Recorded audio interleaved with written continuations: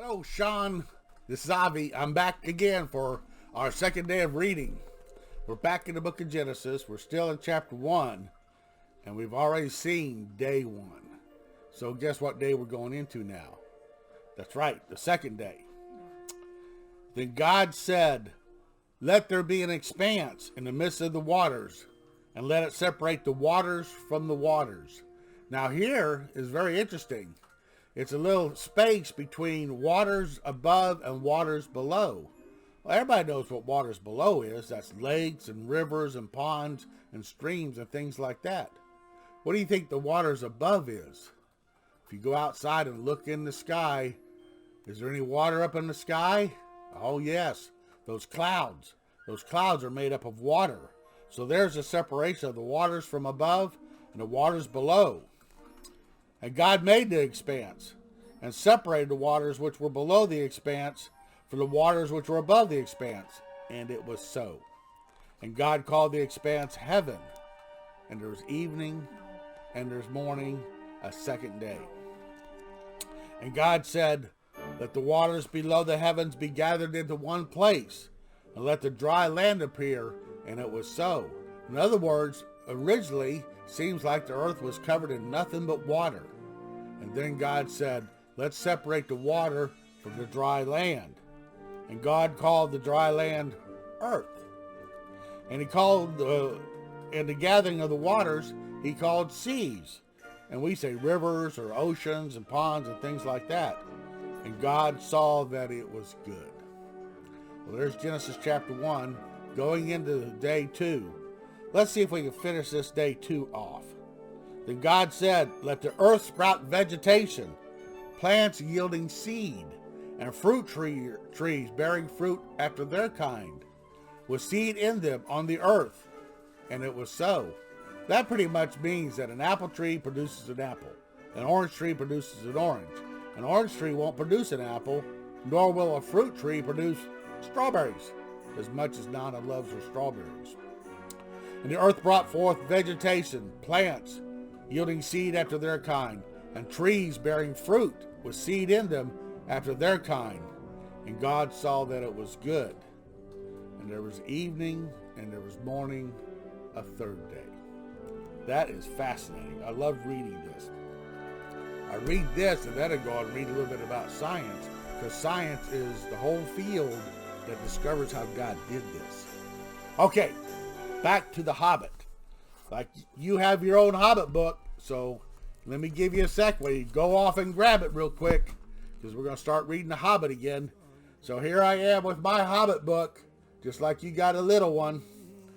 And here we go. We left off with him, with Bilbo. We just got introduced to him. And let me see where we stopped. I have it marked here. Oh, we stopped when it was by the river. Now we're talking about Bilbo specifically. And let's see what we got here. Hobbit, Haya, Hobbit. Oh, wait a minute. Oh, look, I've got the Hebrew Hobbit. I should have the English one so you can understand me. Well, it had the same picture on it. That's what got me confused. Oh, well, let's go back to the English one. That would be the better for the two of us to read together. One day, maybe you'll learn Hebrew, and I'll teach it to you. Okay, here we go.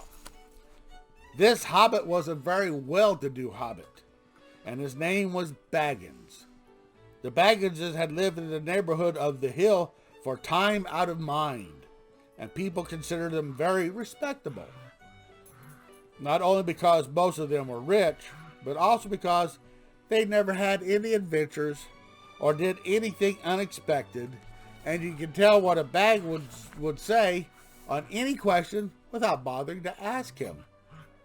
This is a story how a Baggins had an adventure and found himself doing and saying things altogether unexpected.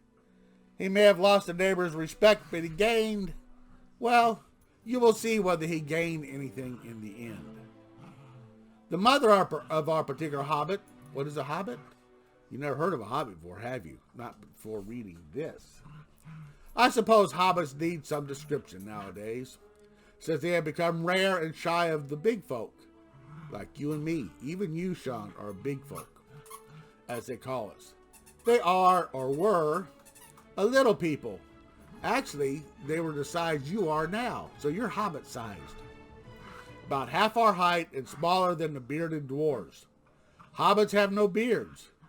There's little or no magic about them, except the ordinary, everyday sort which helps them disappear quietly and quickly when large, stupid folk, like you and me, come blundering along, making a noise like elephants, which they can hear a mile off. They're inclined to be fat in the stomach. They like to eat. They dress in bright colors, chiefly green and yellow, wear no shoes because their feet grow natural leathery soles with thick, warm brown hair like stuff on their heads, which is curly. In other words, their feet were hairy, so they don't need shoes to keep their feet warm. They have long, clever brown fingers, good-natured faces like this one, and a deep, fruity laugh, especially after dinner, which they have twice a day when you can get it. Now you know enough to go on with. As I was saying, the mother of this hobbit, of Bilbo Baggins, that is, was the famous Belladonna Took, one of the 3 remarkable daughters of the Old Took, head of the hobbits who lived across the water, the small river that ran at the foot of the hill. It was often said, in other families, that long ago one of the Took ancestors must have taken a fairy wife, almost like he married an elf. That was, of course, absurd, but certainly there was still something not entirely hobbit-like about them, and once in a while members of the Took clan would go and have adventures. They discreetly disappeared, and the family hushed it up. But the fact remained that the Tooks were not as respectful as the Bagginses, though they were undoubtedly richer from their adventures. Okay, let's stop it there, and we'll pick it up next time. Have your book with you, and we'll read this along together, and have your Bible with you, too. I love you, Sean. Love your mommy, love your daddy, and I guess I love Zelda, too. Take care, buddy.